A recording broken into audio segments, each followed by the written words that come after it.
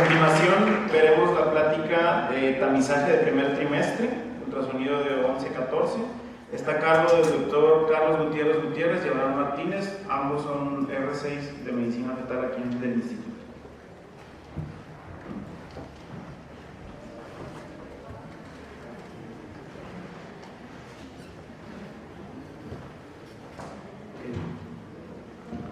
Muy buenos días, pues vamos a empezar con el tema de tamizaje de primer trimestre para cromosomopatías. Bueno, lo primero que tenemos que establecer es el concepto de tamizaje. Una prueba de tamizaje es un estudio que se realiza a la población general, a pacientes sanos o aparentemente sanos, con el fin de identificar grupos de alto o bajo riesgo para una determinada enfermedad. ¿Cuáles van a ser las características de esta prueba de tamizaje? Pues bueno, tiene que ser una prueba que sea segura, accesible, con una alta sensibilidad y una de las características principales es que sean en pacientes asintomáticos. Ya habíamos dicho que se apliquen sanos o aparentemente sanos, entonces tienen que estar asintomáticos o en una fase latente de la enfermedad. Pero la característica más importante es que toda prueba de tamizaje tiene que tener una prueba de confirmación, una prueba de diagnóstico. En el contexto de las cromosomopatías, pues esta prueba de diagnóstico, una prueba de confirmación, nos significa pues, que se le tiene que hacer ya sea una biopsia de velocidades coriales o una amniocentesis, dependiendo de la edad gestacional, y esto lleva, pues, es un procedimiento invasivo, por lo tanto, tiene un riesgo, el riesgo de la pérdida de la gestación. Entonces, pues bueno, ¿a quién se le debe ofrecer esta prueba de tamizaje para detectar las cromosomopatías? Pues bueno, a toda paciente embarazada, ¿ya? Un poco de historia, un poco de antecedentes acerca de cuál fue, cómo inició o cómo se inició este tamizaje, este screening para cromosomopatías, específicamente para la trisomía 21. En los 70s, específicamente en el Reino Unido, se ofrecía al 5% de la población una prueba de diagnóstico, una prueba invasiva, una amniocentesis. Porque el 5% de la población, bueno, era el presupuesto que tenían para realizar este tipo de procedimientos. Y, pues bueno, mediante estudios determinaron que el 5% de la población correspondía a las pacientes con más de 35 años, pacientes embarazadas de más de 35 años. Pero entonces a las pacientes de más de 35 años se les ofrecía el tamizaje, entonces se les ofrecía la prueba invasiva, la prueba diagnóstica. Y ¿cuál era el problema o cuál es el problema? Pues bueno, que solamente se detectaba el 30% de los fetos con trisomía 21. Es una prueba era una prueba con una muy baja sensibilidad. Ya habíamos acordado que una prueba de tamizaje tiene que tener la característica de tener una alta sensibilidad. ¿Qué pasaría si esto se aplicara, o este modelo, o este método se aplicara hoy en día? Pues bueno, en vez de los pacientes de 35 años o más, ya no sería el 5% de la población, sino sería alrededor del 15%. Sí que aumentaría un poco la sensibilidad discretamente, pero también aumentarían los falsos positivos. Por lo tanto, pues no es práctico utilizar la edad materna como un método de tamizaje. ¿Qué vino después? En los 80s, pues a partir de los 80s se iniciaron los bioquímicos, los productos fetoplacentarios. Se introdujo la alta fetoproteína con un discreto aumento de la tasa de detección. Posteriormente se agrega el estriolcénico junto con la proteína coriónica, se conoce como el triple marcador, un poco aumenta un poco más la tasa de detección. Posteriormente se agrega la inhibina A. Pero ¿cuál es el problema con este modelo, con este método de tamizaje? Pues bueno, que aparte de la tasa de detección, que no es muy buena, se realizan después de las 15 semanas. Entonces, pues bueno, es una fase ya avanzada de la gestación. ¿Cuál es la tamizaje, pues bueno, que disminuya el momento en que se realiza la detección y pues que aumente la sensibilidad, que aumente la tasa de detección.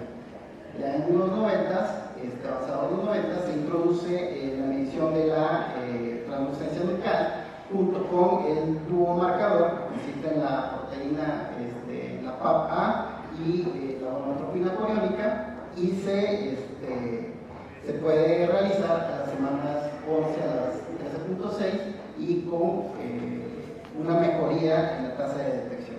En 2011 se introduce el DNA fetal y pues hasta ahorita es el que tiene la mayor sensibilidad. Pero bueno, vamos a hablar acerca del tamizaje específicamente de la combinación entre la edad materna, el ultrasonido del primer trimestre y los marcadores bioquímicos.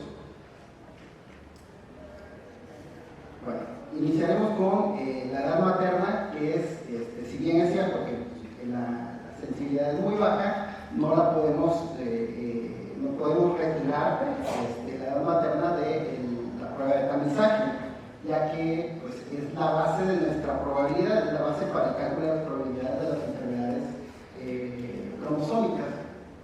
Es la que va a establecer nuestro riesgo preprueba, nuestro riesgo a priori, ¿ya?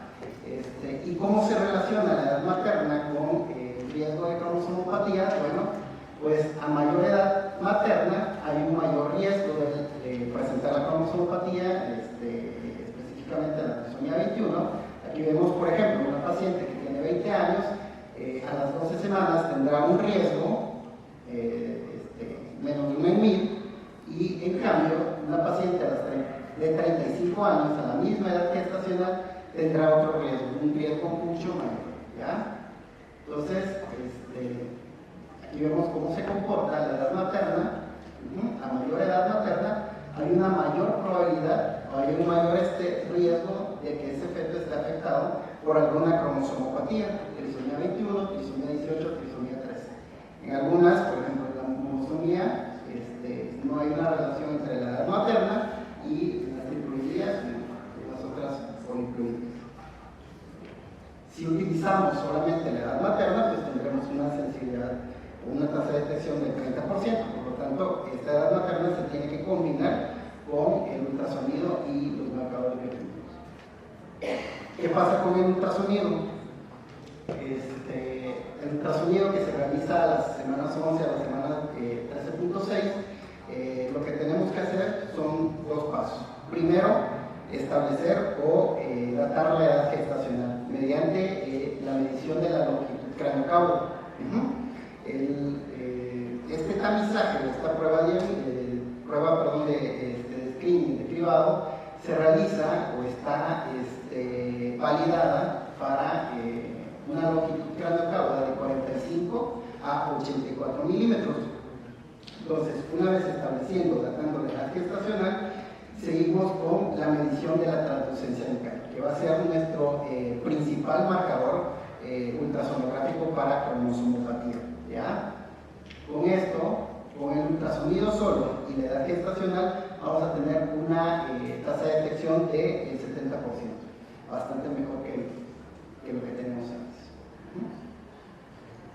Y pues bueno, ¿cómo es que vamos a datar la edad gestacional o medir o establecer la longitud cráneo-cabo? Bueno, pues, se tienen que tener ciertas características, cumplir ciertos criterios para poder establecerlo. Nuestro feto debe estar en una posición, nuestro corte más bien, debe ser un corte sagital medio, el feto debe estar en una posición neutra. La longitud cráneo-cauda, ya hemos dicho, de 45 a 84 milímetros, y esta medición se puede hacer tanto vía abdominal como vía transvaginal. Acto seguido, pues medimos la translucencia nucal, nuestro principal marcador. ¿Cuáles van a ser las características? Principalmente el tamaño de la imagen. Debemos de tener una imagen magnificada donde en la pantalla se observe únicamente el tórax y la cabeza. El corte nuevamente es sagital medio, el feto debe estar en posición neutra, y hiperextendido, ya que la translucencia nucal nos daría un falso aumento o en caso de que esté flexionado, pues a lo mejor nos ve un poquito más pequeño. Distinguir el ángulo de la piel. Y en dónde o en qué sector vamos a medir la translucencia nucal. Bueno, vamos a buscar la parte más ancha del grosor de la parte posterior del feto. Vamos a colocar nuestros calipers sobre la línea, sobre el grosor de la translucencia, y es ahí donde vamos a medir, nuestro marcador. ¿Ya? A ver, tenemos que hacer 2 o 3 medidas y nos quedamos con la 9.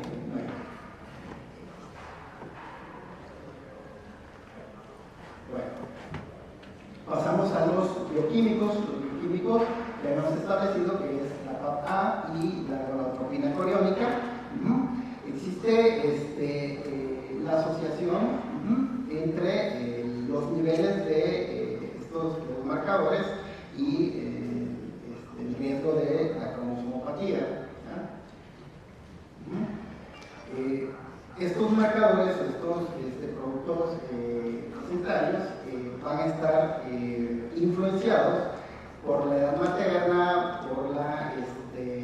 por el peso de la madre, por si la paciente es fumadora o no, por la etnia y por el método de concepción. Entonces, todos estos datos los tenemos que introducir a un modelo matemático para que nos establezca el riesgo. ¿Ya? ¿Y cómo se comportan la gonadotropina coriónica y la PAP-A en relación a la trisomía 21? Pues bueno, aquí observamos que en cuanto a la gonadotropina coriónica, en los fetos haploides, los valores se encuentran en un múltiplo de la mediana. Esto es importante. Los valores de la gonadotropina coriónica y de la PAP-A se tienen que convertir a múltiplos de la mediana, no en sus valores que nos entreguen en el laboratorio. O si el laboratorio mismo los convierte, pues bueno. Entonces, una vez convertidos en múltiplos de la mediana, los niveles de la gonadotropina en los fetos haploides van a estar en un múltiplo de la mediana. ¿Ya? En cambio, en los fetos con trisomía 21 tienden a aumentar. ¿Sí? Aquí vemos que es alrededor de 2 múltiplos de la mediana. No todos los fetos con trisomía 21 van a tener la gonadotropina coriónica elevada. ¿Sí? Recordemos que pues, estos son métodos de tamizaje, métodos de screening, métodos de probabilidades, ¿ya? Pero sí en su gran mayoría. Lo mismo sucede con la PAP-A. Sin embargo, aquí es al contrario. Los fetos haploides igual van a tener alrededor de un múltiplo de la mediana, los normales. Sin embargo, los fetos afectos con trisomía 21 tienden a tener una disminución de la proteína plasmática. ¿Ya? Si utilizamos solamente los bioquímicos, vamos a tener una tasa de detección del 65%, bioquímicos y edad materna. Es por esto que estos marcadores siempre se tienen que combinar junto con la translucencia nucal. ¿Ya? Nunca solos. Y aquí tenemos nuestra tasa de detección de la combinación de nuestro screening de primer trimestre. De edad materna, translucencia nucal, los marcadores combinados nos dan una tasa de detección desde el 85 al 95% con unos falsos positivos del 5%, bastante bien. También tenemos, o se han introducido recientemente, pues, los marcadores emergentes. ¿Estos en qué consisten? Los marcadores emergentes, el hueso nasal, el ducto venoso y la regurgitación tricuspidia. Sin embargo, hay que tener un poquito de cuidado en la forma en que introducimos estos marcadores, ya que tenemos que saber cómo se comportan, cómo modifican nuestros riesgos. ¿Ya? También tenemos que tener en cuenta que, pues, bueno, tenemos que saber medirlos. ¿Sí? Si no sabemos medirlos, pues lo mejor es no introducirlos. ¿Ya? Ahorita, un poquito más adelante vamos a tener ejemplos de cómo se comportan los marcadores emergentes, cómo cambian nuestros riesgos, ¿sí? Y es algo que pues que tenemos que tener muy en cuenta en el momento de establecer los riesgos. ¿Y qué pasa con el DNA fetal? Bueno, el DNA fetal introducido recientemente pues es el que tiene actualmente la mayor sensibilidad con la menor tasa de falsos positivos. Sin embargo, pues bueno, una de las desventajas es que es el costo, ¿ya? Ya habíamos mencionado que las características de una prueba de tamizaje es que sea accesible a la población general y hoy en día pues no es tan accesible, ¿verdad? De todos modos, también se hablará más adelante, más a detalle acerca del DNF. Bueno, ya establecimos o ya medimos, ya tenemos la edad materna, ya tenemos la edad gestacional, ya medimos la translucencia nucal y tenemos los marcadores bioquímicos. ¿Y ahora qué hacemos? Bueno, pues ahora lo que sigue es calcular el riesgo. ¿Qué modelos matemáticos tenemos para calcular el riesgo? Bueno, pues está la calculadora de la Fetal Medicine, el Fetal Test. Aquí en el instituto, pues, particularmente usamos la calculadora de la Fetal Medicine.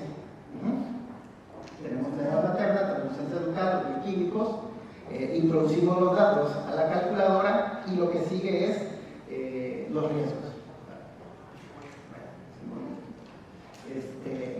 Lo que sigue es clasificar, identificar. Ya habíamos mencionado el tamizaje, pues es identificar, clasificar grupos de altos o bajos riesgos, ¿ya? En específico, la calculadora Fetal Test nos da riesgos,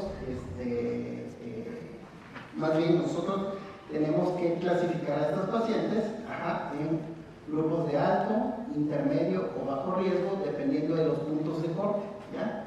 Un punto de corte de un riesgo de más de 1 en 50 corresponde a un grupo de alto riesgo, de 1 en 51 a 1 en 1000 correspondería a un grupo de riesgo intermedio y un grupo de menos de 1000, pues bueno, un grupo de bajo riesgo. ¿Y qué hacemos una vez que ya hemos establecido los riesgos? Pues ya aquí es donde viene la toma de decisión, ¿ya? Un grupo de bajo riesgo, como ya habíamos mencionado, el corte de menos de 1 en 1000 es el grueso de la población. Más del 80% de las pacientes que hagamos el ultrasonido van a caer en este grupo de bajo riesgo, ¿ya? Aquí va a estar el 1% de los pacientes de los fetos con trisomía 21, ¿ya? Bastante bajo. Entonces, estas pacientes, lo que hacemos es el seguimiento mediante la ecografía del segundo trimestre, ultrasonido estructural, ¿ya? ¿Qué hacemos con las pacientes que nos caigan en el grupo de alto riesgo? El grupo de más de 1 en 50. Bueno, aquí va a estar el 1% de la población, sin embargo, el 85% de los pacientes, de los fetos con trisomía 21 va a caer en este grupo, ¿ya? Por lo tanto, es a este grupo de pacientes al que se le ofrece, o las pacientes que son candidatas a un procedimiento invasivo, ya sea la biopsia de velocidades coreales o la amniocentesis, según sea el caso. Pero bueno, esto es lo fácil, ¿no? Grupos de alto y de bajo riesgo. Pero ¿qué pasa con los grupos de riesgo intermedio? ¿Qué pasa los grupos, nos cae el corte de 51 a 1 en 1000? Bueno, es el grupo en donde vamos a usar los marcadores emergentes. El hueso nasal, el ducto venoso, la regurgitación tricuspide. ¿Para qué? Para sacar a la paciente de este grupo intermedio, de este grupo de riesgo intermedio, y la pasemos a un grupo ya sea de bajo o de alto riesgo, y se le ofrezca el procedimiento invasivo o se le dé el seguimiento mediante la ecografía del segundo trimestre, ultrasonido estructural, ¿ya? Y aquí nuestro corte va a cambiar, ya no va a ser 1 en 50, 1 en 51, 1 en 1000, ¿sí? El corte va a ser en el grupo de alto riesgo más de 1 en 100 y grupo de bajo riesgo menos de 1 en 100, ¿correcto? Entonces, grupo de riesgo intermedio, marcadores emergentes, para ya establecer bajo o alto riesgo, se cambia el corte, y al grupo de alto riesgo se le ofrece el invasivo y el bajo riesgo seguimiento mediante el ultrasonido estructural, ¿correcto? ¿Y qué pasa en el embarazo gemelar? Bueno, pues aquí lo único que bioquímicos, ¿ya? Aquí la sensibilidad de los marcadores bioquímicos va a disminuir, no va a ser la misma. Se recomienda, o el clínico les recomienda que los marcadores bioquímicos en los pacientes, en los fetos gemelares, en los embarazos gemelares, se modifique los cortes y se modifiquen los múltiplos de la mediana. Entonces, pues esto es un poquito difícil o va a ser complicado para nosotros, ya que la sensibilidad no va a ser la misma. Además que, por ejemplo, en un embarazo monocorial, pues no sabemos cuál es el feto, más bien, perdón, en un embarazo bicorial, no vamos a saber cuál es el feto afectado, o cuál es el que nos alteró el marcador bioquímico. O en los monocoriales, pues bueno, no está muy bien, no está validado su uso, ¿no? en los monocigotos. Lo que sí podemos usar es la translucencia nucal. En los embarazos dicigotos son riesgos independientes. Tomamos la edad materna más la translucencia nucal de un gemelo y establecemos ese riesgo independiente. Posteriormente en el otro, la misma edad materna con la translucencia nucal y ese se establece otro riesgo, ¿ya? En los monocoriales van a ser el mismo riesgo, se miden las dos translucencias, se dividen, se saca el promedio y es un riesgo para los dos, ¿ya? Otra de las ventajas de la translucencia nucal en embarazos gemelares, en específico en los monocoriales, es que si vemos una discrepancia en la medida de la translucencia, pues nos puede servir como un foco, un riesgo para síndrome de transfusión fetal. ¿Qué otras aplicaciones podemos tener con ultrasonido? Y es una de las ventajas que tiene sobre el DNA fetal, pero podemos hablar un poquito más adelante. La predicción de la enfermedad placentaria mediante el Doppler de las arterias uterinas, predicción del parto pretérmino, mediante la medición de la longitud cervical, ya sea abdominal o transvaginal, y es muy importante el ultrasonido estructural temprano. Pues bueno, en el 2013 la ISUOC saca una guía para que podamos hacer una revisión estructural temprana de nuestros fetos en la semana 11 a la semana 13.6.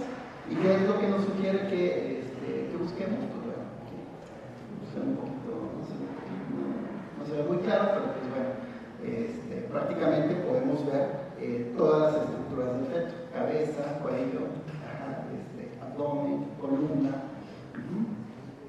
vejiga. ¿Y qué pasa si encontramos uno de estos marcadores mayores, uno de estos marcadores gruesos? Bueno, si tenemos alteraciones, por ejemplo, si vemos un onfalocele, una megavejiga, si vemos alteraciones de la línea media, pues bueno, estas pacientes no van a ser candidatas para hacer una prueba de tamizaje, ¿ya? Recordemos que el tamizaje, o las características del tamizaje, es que se tiene que hacer en pacientes sanos o en pacientes aparentemente sanos, asintomáticos, o en una fase latente de la enfermedad. Y pues obviamente una megavejiga, un onfalocele, una holoprosencefalia, pues no, tiene un defecto estructural mayor, y por lo tanto estas pacientes son candidatas, o se les debe ofrecer directamente una prueba invasiva, una prueba ya sea de amniocentesis o la biopsia de velocidades coriales según sea el caso, ¿correcto? Pues bueno, ahorita vamos a pasar con una serie de casos clínicos donde vamos a mostrar cómo se comporta la translucencia nucal, la edad materna, cómo se comportan los riesgos y sobre todo cómo nos modifican los marcadores emergentes.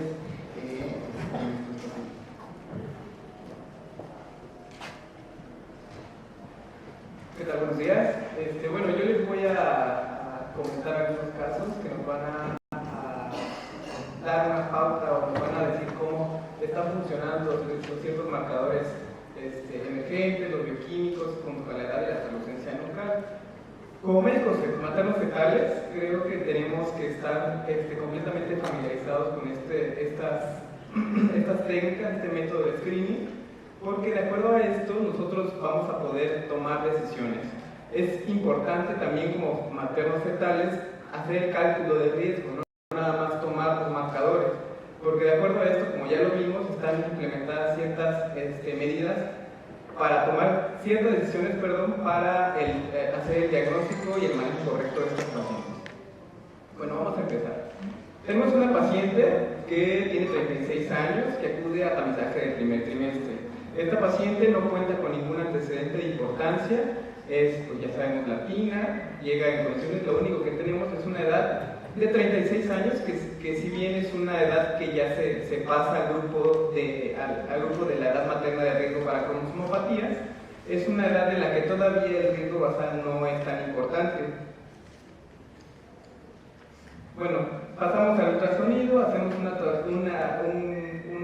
longitud craneocaudal, tenemos la paciente dentro del rango en 56.7 milímetros que nos traspola para 12.2 semanas. Tenemos una TN en 1.6 y bueno, y tenemos que la paciente bueno, esta es la calculadora, hay que estar familiarizados con esta, de todas maneras quien a lo mejor tenga alguna duda va a ver el taller del primer trimestre, con el cual vamos a poder identificar o tratar de identificar el proceso para hacer estos cálculos. Tenemos aquí al grupo a priori, que tiene la paciente por la simple edad, 1 en 209, y vemos que ya con la TN únicamente nos clasifica la paciente en el grupo de bajo riesgo, 1 en 1040. ¿Qué pasa si nosotros tenemos la herramienta de los marcadores bioquímicos? Tenemos aquí los marcadores bioquímicos, que si bien están dentro del rango, pues esto también varía dependiendo de la edad gestacional y el tiempo en el que fueron tomadas. ¿Qué pasa si nosotros metemos esos marcadores? Tenemos a la paciente en el grupo ya de riesgo intermedio. ¿Qué pasó aquí? Aquí esta paciente, de estar en el grupo de riesgo bajo, al meter los marcadores bioquímicos, nos la deja en el grupo de riesgo intermedio. Entonces, como ya lo vimos, no podemos dejar a la paciente en un grupo de riesgo intermedio, porque en este grupo no tenemos una herramienta, no tenemos un proceso a seguir más que sacarla de ese riesgo, ya sea dejarla en riesgo bajo o en riesgo alto. Entonces, ¿qué es lo que vamos a hacer con esta paciente? Pues vamos a meterle los marcadores emergentes. Los marcadores emergentes, pues podemos ver aquí que la paciente tiene un hueso nasal hipoplásico, tenemos esta imagen del ductus, que si bien de primera instancia podemos ver que tiene la onda reversa, en la calculadora de riesgo no nos pregunta si la onda está reversa, presente, ausente. Lo que nos pide la calculadora es el IP, que también podemos ver que está alterado. Entonces, ¿qué hacemos cuando la metemos? Aquí está la calculadora. Metemos el hueso nasal, el IP, que si podemos ver aquí, hasta nos maneja una escala de rango, nos pone aquí la media. Podemos ver que inclusive aquí ya nos está marcando que se está saliendo del rango. Entonces, ¿qué pasa con esta paciente? Nos la coloca en el grupo de riesgo alto. Entonces, esta paciente automáticamente es candidata a un método método invasivo para diagnóstico de cromosomopatía. Como podemos ver, esta paciente de entrada la tenemos en un bajo riesgo. Y después de este tamizaje, pues se fue al alto riesgo. Entonces es importante saber cómo se van a ir desempeñando estos marcadores bioquímicos. El hueso nasal, hay que tener en cuenta también que estos marcadores son independientes uno del otro.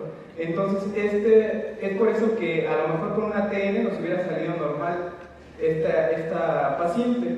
Pero siempre es importante saber en qué caso se debe y en qué caso no se debe meter estos marcadores bioquímicos por el peso que tienen. Este es otro caso, este es un caso que pues, es algo interesante. Es una paciente de 30 años que es su segundo embarazo, tiene un hijo previo que está sano, acude a tamizaje también. Como podemos ver, estos fueron los hallazgos que se encontraron. Aquí tenemos una TN que está normal y tenemos un hueso nasal hipoplásico y un ductus venoso que también está alterado. ¿Qué pasa con esta paciente? Nos la deja automáticamente en el grupo de bajo riesgo. ¿Pero qué pasó aquí?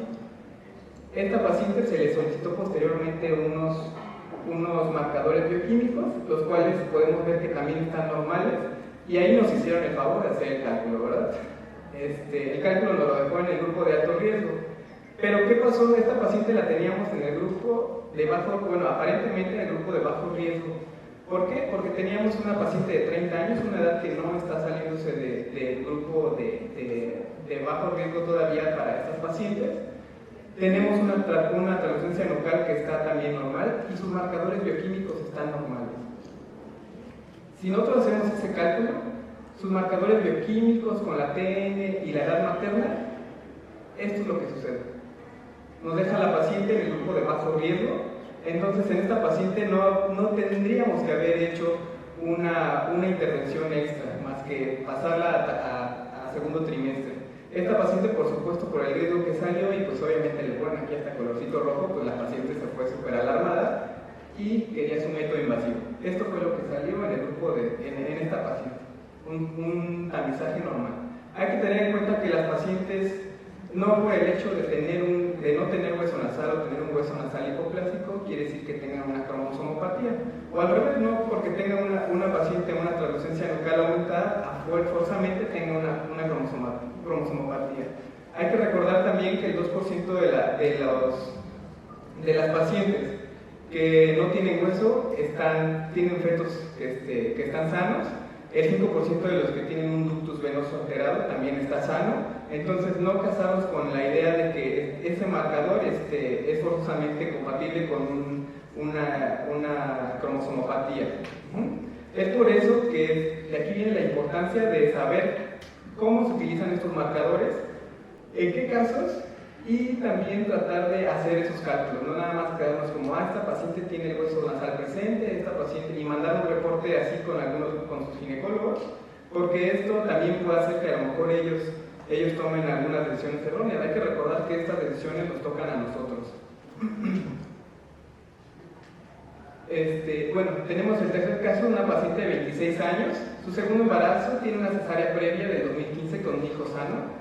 Nos la mandan por una TN que lo encuentran en 5 y un hueso nasal ausente, por supuesto sin riesgo, nada más esta paciente pues llega de esta forma.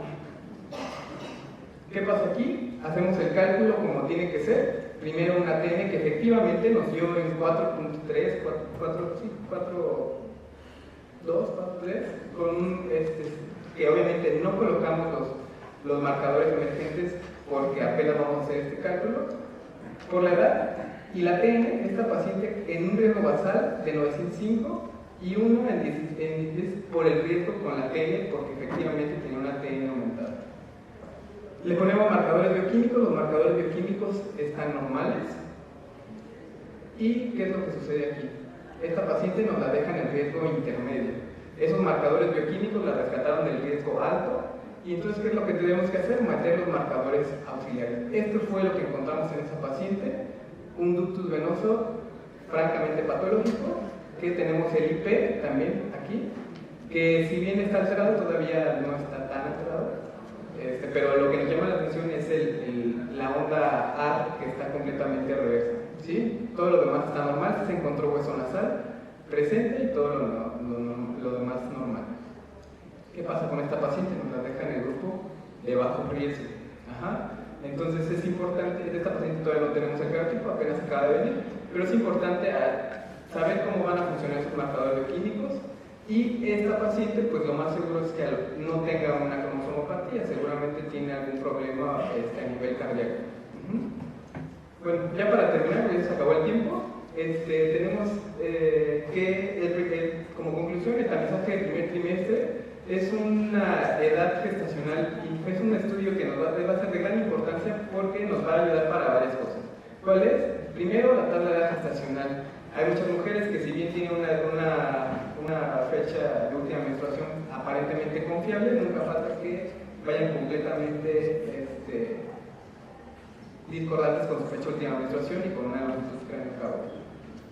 ¿Qué vamos a hacer también con este estudio? Nos va a ayudar a establecer riesgos y sobre esos riesgos tratar de darle el mejor manejo, la mejor tasa de diagnóstico a los pacientes, un buen diagnóstico prenatal, un asesoramiento temprano para una toma de decisiones.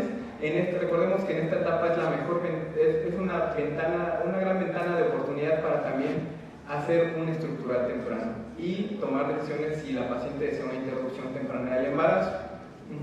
Y pues bueno, con eso